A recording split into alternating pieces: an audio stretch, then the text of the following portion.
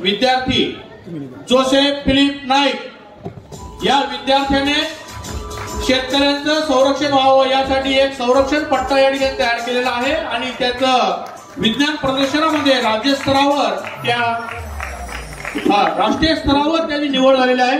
माननीय प्रकल्प अधिकारी डॉक्टर चंद्रकांत पवार साहेब यांना विनंती करतो की त्यांनी या ठिकाणी सन्मान चिन्ह आणि प्रमाणातून गौरव करायचा आहे।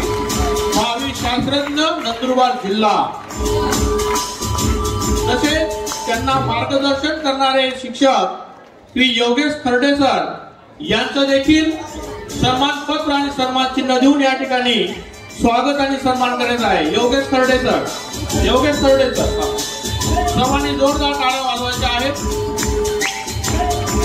अतिशय प्रेरणादायक आणि सर्व विद्यार्थ्यांना प्रोत्साहन मिळेल असं या ठिकाणी कौतुकास्पद कामगिरी या ठिकाणी केलेली आहे।